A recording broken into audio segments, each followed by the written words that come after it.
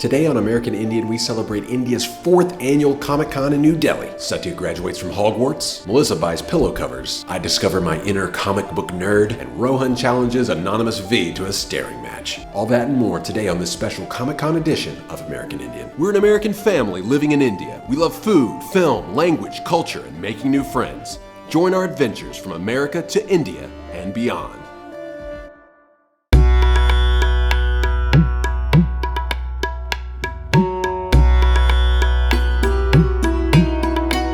First day of Comic-Con, I got my ticket. 3-day super fan pass, 350 rupees, $5.80 for 3 days. Comic-Con India 2014, now featuring escalators. All joking aside, Comic-Con India has grown immensely in the last few years, and though the numbers aren't in officially yet, if the claustrophobia was any indication, the numbers have definitely increased since last year. So, do you know Kung Fu?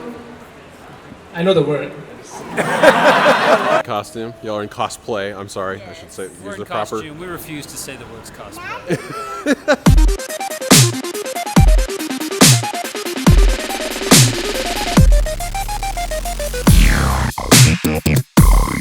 Where are you from? I'm from Bangalore. Banana? Isn't Zelda blonde? Well, yeah, but this is like the more Indian version. The Indian Zelda! I knew there was a ring on your finger for some reason. Arvind Kejriwal. Arvind Kejriwal Part 2. I guess makes me Part 3.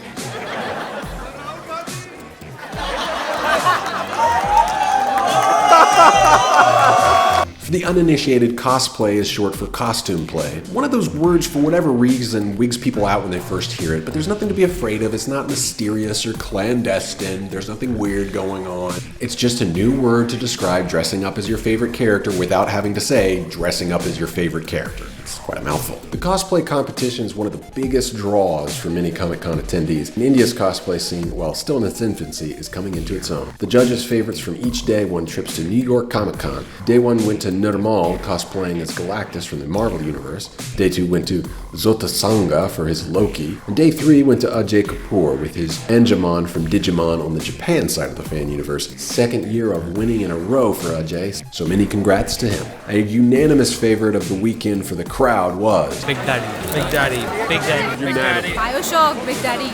So many kudos to Tanya Matthew, the woman behind the Big Daddy suit. You may not have won the trip to New York, but you certainly won everyone's respect. Also great was Bill's Madara from Naruto on day 1. Great job by all. If you came to the con, let us know in the comments some of your favorite cosplayers from this year's event. You international viewers may be wondering, why comics and India now? Why is this going on? All love DC Comics and Marvel Comics. All these things we did not get access to. But now, suddenly we have huge access to all of them. There's a huge response from the entire community. I'm just asking about the explosion of comics and interest. So why do you think it's happening now?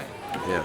Internet. Globalism and its mouthpiece, the World Wide Web, are opening up things in a way that none of us could have predicted. In India, there are a few voices that like to blame societal ills on the corrupting influence of Western culture. And in fairness, I do understand why. As a Westerner, it does frustrate me that we are known so far and wide for some of our worst exports. Degrading forms of hip-hop, the objectification of women in multiple forms, and a say-what-you-think attitude that can really be offensive to many cultures. In our defense, we didn't invent lust or license or crude language. These are constants in the human condition. And on an international stage, there's this tendency to cherry pick the things that we don't like about another culture and reduce it down to the things that we don't like. And Westerners are just as guilty about this when it comes to India. And so that's something that we try to push back against with this channel. But it's got to be a two-way street. And even today, I still hear that blame it on the Western culture sentiment. It even happened at Comic-Con, but luckily our artist friend Divya was there to set the record straight when she introduced him to a little bit of cultural awareness. So my friend was dressed up as Cloud from Final Fantasy 7, and this guy is like,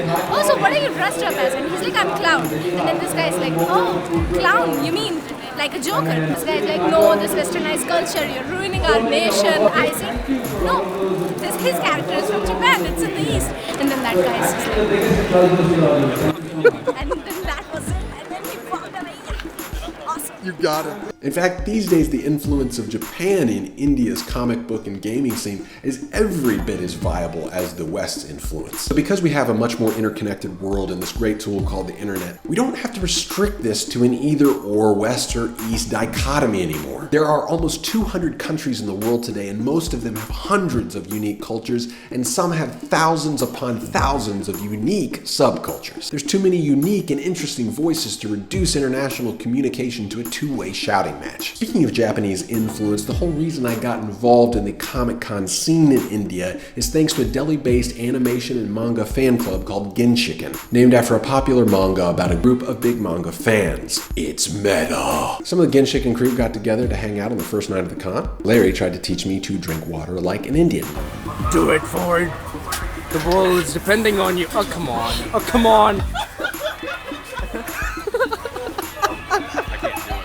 You had a bit of a night on the tab. How Americans drink? Tell me, Ford. Ice. Cough. All of it at once. It's all going to the same place. One of the fun things about this year's Comic-Con was that Genshiken Delhi's alumni Vijay Sinha got to host it. Galactus, you look like you've been gaining some weight. Not only is he a friend, but he's passionate about games, manga, anime, and cosplay. He kept the Comic-Con light and fun and brought a level of experience and relatability to the proceedings because he's not just a presenter, but he's a fan and an avid cosplayer, so he could really relate to the contestants and guests. One of the revelations for me was meeting a handful of my own fans. So you excited to be here? Definitely, very much excited, and it's so wonderful how all the whole awesome weird geek comic fans of Delhi join together and celebrate in this Comic Con. It's so wonderful. Some of whom were introduced to me through my Comic-Con video last year. So thanks Comic-Con for doing that, and thank you new fans. I hope you enjoy what we have planned for you 2014.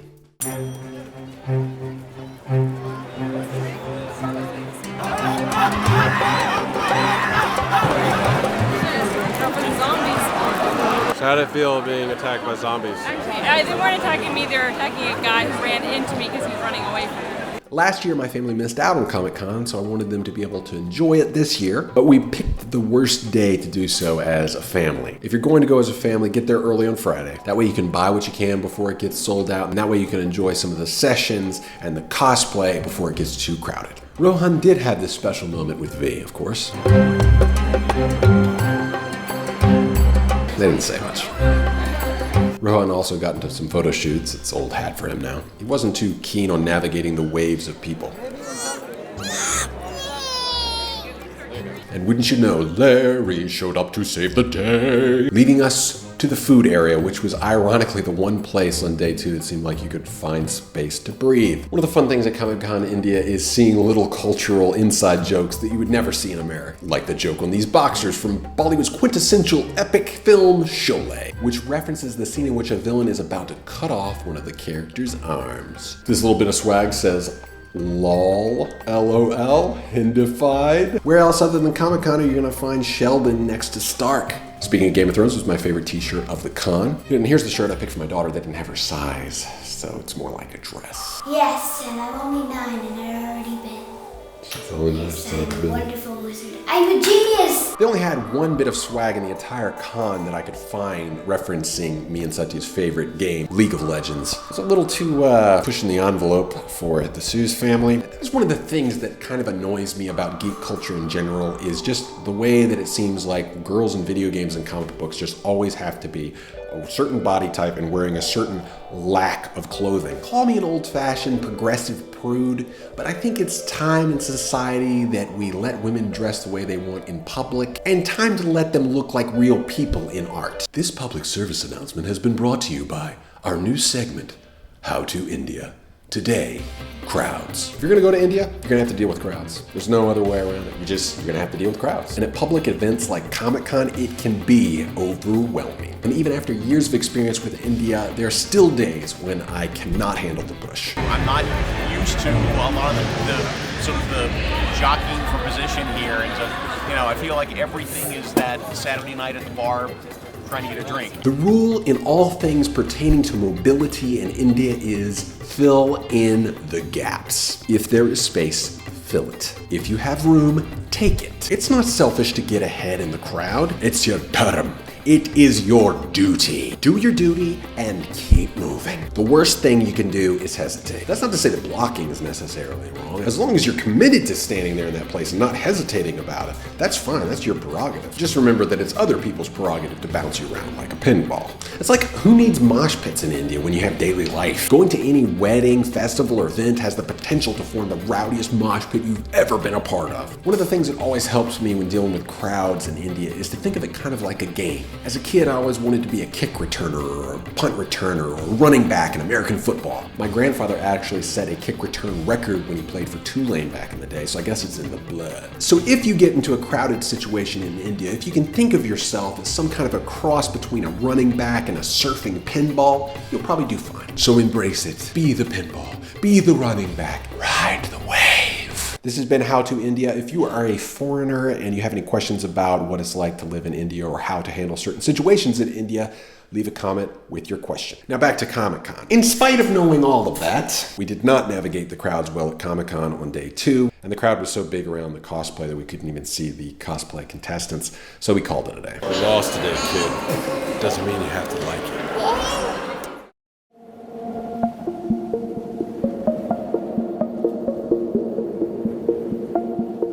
Mark Waid is famous for Kingdom Come, adventure in the DC universe with all the big names coming together for an epic showdown. Waid is also famous for his rebooting of Superman's origin story, Birthright, which was one of my favorite purchases and really made me get Superman. I've always found Superman kind of bland, but reading his origin story through Waid's pen was really refreshing. Waid loves Superman and gives him the depth that he really deserves. It's a fantastic book. I asked Waid how he was enjoying his time in India. It's really cool. I mean, the fans have been amazing, and the fact there's so many kids and so many women and so many young couples, and it's not just the stereotypical, obese adolescent kid. It's good. Why do you think it took so long for mainstream culture to finally get along to the point of saying, well, comic books is a serious art form? When you got the revolution of comics in the 1980s, when we got Watchmen and Dark Knight and Mouse and comics that were clearly a lot more for adults.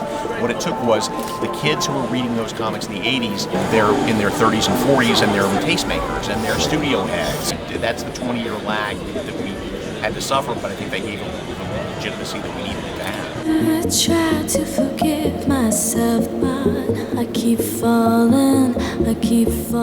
So there's some new stuff coming from India as well. Yes, and it's amazing. It's original, not related to mythology or stuff. So this is the story of Vikram Roy and how exactly he ends up becoming Veera the Wandering Aghori. He encounters a lot of supernatural things happening to him, which force him to take up the black occult powers of Aghora and becoming an Aghori.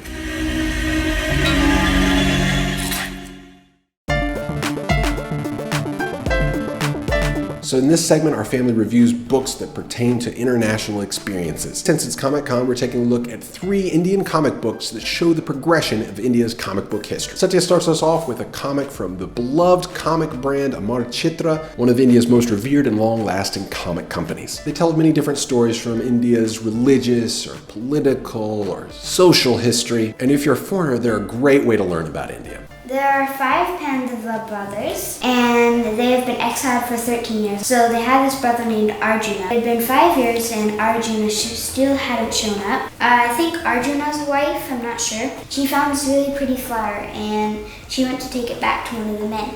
And she said to this guy, Bhima, or Beam, go get some more of these flowers for me. So he went. Hanuman lived inside that grove. Hanuman said, Dean thinks he's too powerful. I'm going to teach him a lesson. So he turned into this guy right here, this little old monkey. And Hanuman's like, oh, I'm so ill, I can't move. If you want to go inside, you'll have to pick up my tail. And he tried, and he couldn't pick it up. Oh, please forgive me for my harsh words. I pray that you tell me who you are. Hanuman gave back to his normal form. He's like, that way is the celestial flowers that you're looking for. Like, okay, on the emoticon-ometer, what do you give this? It's a smile, regular smile? With closed eyes. 1 past the... Oh, okay, so it's not an XD, but it's... Oh, okay, I see. That makes sense. So, would you rather read that or Avengers? Avengers. Why? Any day. I think it's more thrilling. Mel gives us the lowdown on a comic that is a reinterpretation, at least in perspective, of one of India's most beloved works, the Ramayana. This is the comic I read. Ravan. Do not pronounce the last A. But I really did enjoy the art in this. It's very ornate. The art makes me almost want to live in these worlds. There's a moral to this story. It's all about pride goes before a fall. That is the moral of this comic. And I enjoyed that. I enjoyed the artwork. I enjoyed the moral of the story. I enjoyed learning a little bit more about this character. He's from the Ramayana, or Ramayana if you're from the West. He is the bad guy. So this kind of spins off and shows like, yes, I am a villain, but I should have listened to my father, who was very wise and taught me good lessons. What does it get on the emoticonometer? A smiley face, just a normal smiley face. For my review this time, I'm going with Aghori, the new comic about a businessman who adopts one of the most controversial forms of asceticism in the world after unwittingly committing a mortifying crime. He chooses this dark path because he cannot explain how he was capable of doing something so dark, and he wants to save his son from the same darkness. This comic is dark, it's full on horror, it's not for the faint of heart. The Aghori are not an easy thing to understand for the outsider, but the dramatization here helps provide context and nuance to a religious movement that is very easy to look at and think, this is psychotic, this is evil, this is dark. Now, I'm not saying I agree with it. I don't really agree with any form of monasticism, honestly. But I do understand why monks do what they do, and this helps people understand why the Aghori do what they do. And it's more than just apology for the Aghori. It's really a meditation on what evil does to people, and it does a really good job of that. For all its supernatural pirate techniques, Aghori works mainly because, as Mark Waid said, it gets the most important fundamental thing right. It gets human beings right. Let me just read you one line. In this scene, the main character is tempted by pretty much the serpent in the garden kind of scenario. I remember you well, serpent. You who speak and kiss with a forked tongue. You whose words are dreams that turn to nightmares. You who offer knowledge not in place of ignorance, but in place of innocence. You are temptation, and today you will answer me. Unlike so much horror these days, he's not getting back into this Lovecraftian rut of nihilism. There's an optimism about it. They're saying, no, that there is some way that we can fight back against this seemingly impossible to be evil. So far, it's been the best high concept art that I have consumed since coming to India. No Bollywood film is even close to anything I've read in these pages. I mean, even just an action film. I have not seen an action film that is as good as this. So if someone would adapt this to the screen, totally. I mean, it's worth adapting or adapting as a miniseries. So to you lords and ladies behind Aghori, you get the coveted XD on the patented Surfing Violinist emoticonometer. I know you're waiting your whole lives to hear that. But seriously, great job. Thanks for the comic. I'm looking forward to more. Also at Comic-Con was famous comic book artist David Lloyd, who, when I was only 1 year old, was doing the art for a comic that would inspire every generation since. V for Vendetta. I really like what Lloyd had to say about art and creativity. Often people who don't know about how to put energy in art use lots of detail as a kind of substitute. They think, oh, if I put lots more lines in this, it will actually have more energy. It won't. It kills the energy. Keep it clean. Intelligent story that you're presenting to them, put a kaboom in the middle of it, and they're going to say, oh no, this must be for kids. In India, this has been one of the weaknesses of comics over the years. Rather than maturing and telling new stories or looking at stories from a different angle, for a very long time, they've just been rehashing the same stories over and over again, or copying other stories. But this is changing now with comics like Aghori. I can't wait to see the direction that Indian comics takes in the next few years, because the future is bright. And here is why. Just take it from David Lloyd and Mark Waid. We're in the 21st century. Centuries ago, when people wanted to actually distribute writing, they had to use the printing press. Now we're in the 21st century. We have the internet, and we can use that. We just don't need to spend all that money printing paper. In the States, the cost of physically publishing the comic was the most expensive part of the process, not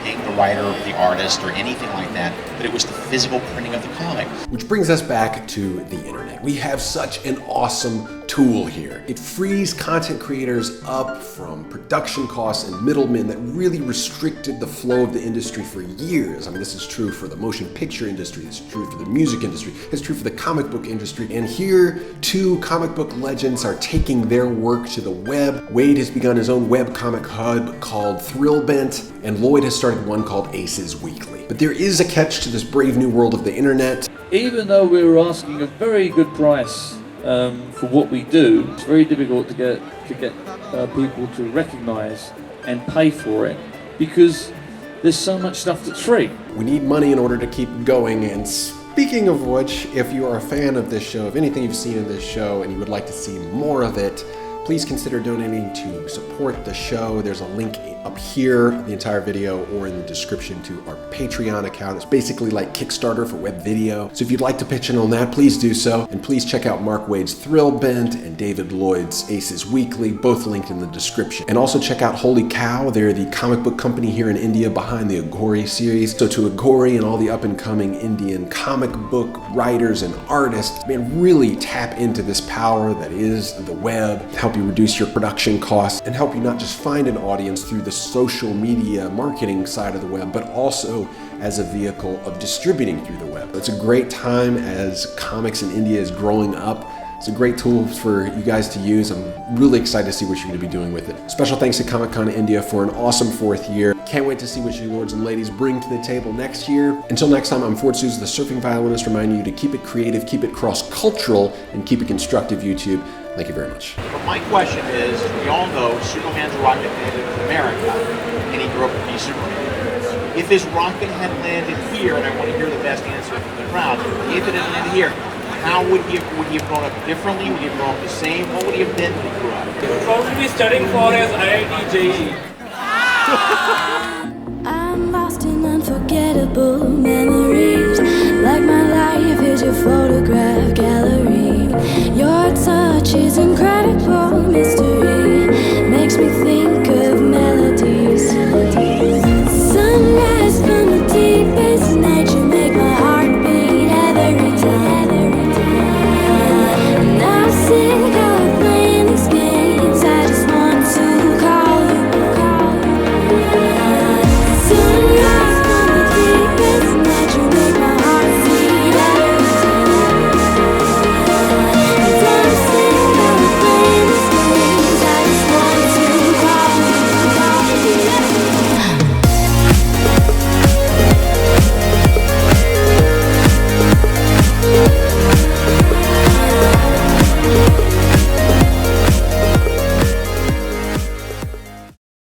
Ride the snake.